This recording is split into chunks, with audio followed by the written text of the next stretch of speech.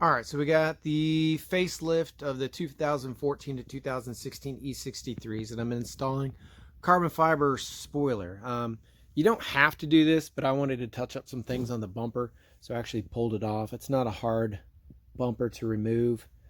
If you're ever doing it, there's a bolt here, here, here, here, here that need to come off. Up in here, there's 2 screws. And then you just take out the splash guards, which are pretty easy. There's also 1 bolt here and here. The whole thing slides off. Just make sure you kind of put some protective stuff on both the body and there, just so it doesn't get scratched up. So we're working down here. You need to remove the stainless steel part from the bottom. It's pretty simple. What I did is, if you look here, there's a bunch of clips that all go across. So what you need to do is slowly start at one side and unclip them. What I like to do is just jam like some old credit cards in there. So unclip it, jam a credit card in there, unclip it, jam a credit card, unclip it, jam a credit card, and do like 5 of them. And then you can just pull here and it pops out.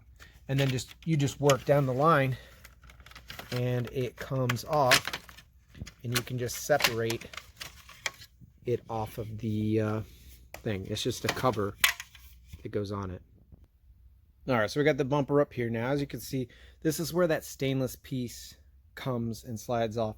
You do not need to cut it off. In fact, I'm actually impressed at how well these carbon things are made. This one's the Gary Sunveer one. I don't know. They all look like they all come from the same people in Taiwan.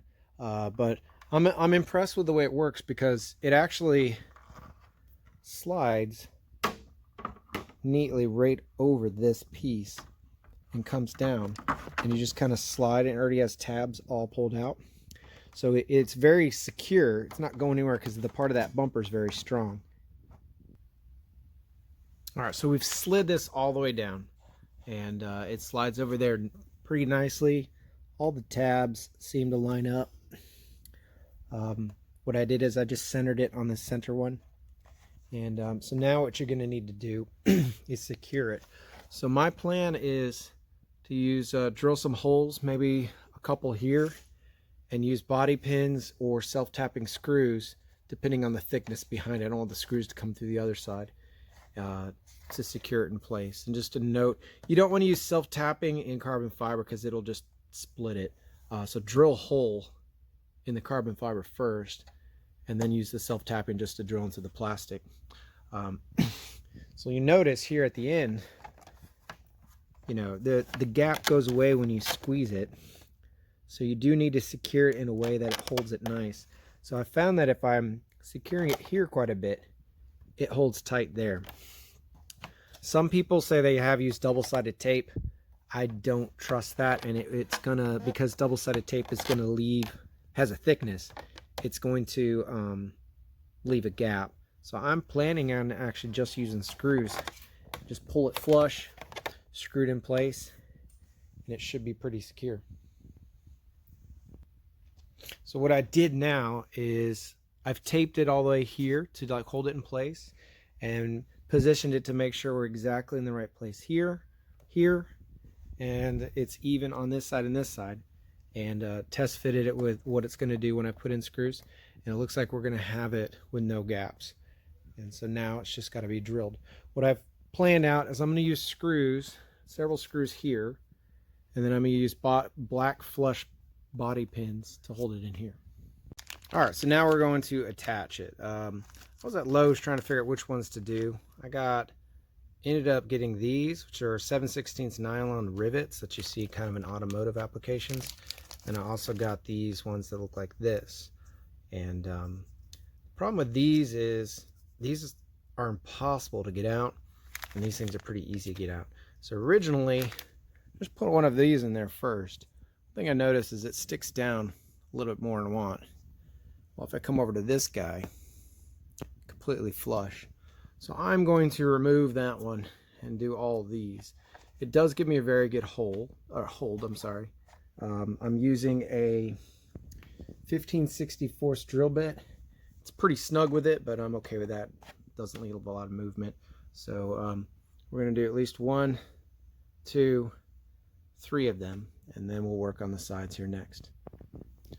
All right, so I finished the middle, got my 3 pins in the middle. So now we're going to work on the outside. I want it to be perfectly even, and I don't want to see the hardware from the outside. If you notice, there is a crease right here in your bumper. It lines up perfectly if this part lines up with that. Also, this makes that totally flush from here to here. Notice it doesn't line up exactly here. So I'm going to make sure that both sides line up from there to there and screw in some hardware. What I did is I drilled a hole in the carbon first. I used looks like an 11/64 hole. That made it just bigger than the carbon, and then screwed in these screws, also from Lowe's. They got a nice big wide head to hold it, and they're self-pissing for the plastic. Okay, I ended up going with 4 screws total. Basically, I spaced them all about 3/4 inch from the end of the plastic. Drilled the holes, installed them like you see here. Here's one thing that I kind of found out. So it naturally kind of gaps itself here just by the design of how it droops down. So you really can't put one here, otherwise you're really just crushing it. So the closest one I could put there it was.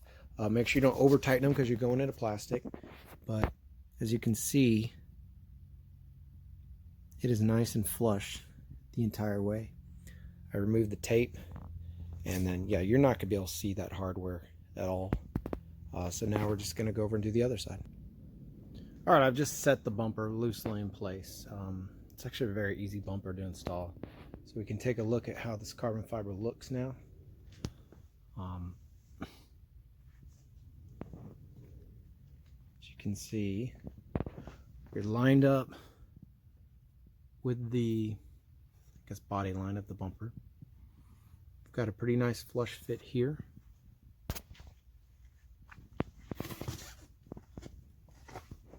Since this part hangs low, I don't think you're ever going to be able to see underneath it. That's why I'm glad I did these here, because they're pretty invisible. And there's the body line over here. As you can see, no real gap.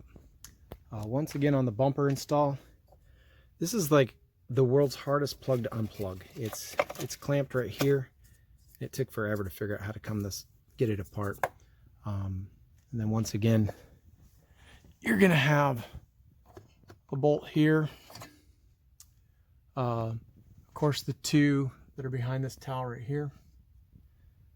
And then just from the top, there's the 1 right there that's removed. And then the 3 on top here. And the only other thing you got to worry about is the temperature sensor that's right here. There's 1 plug for it too.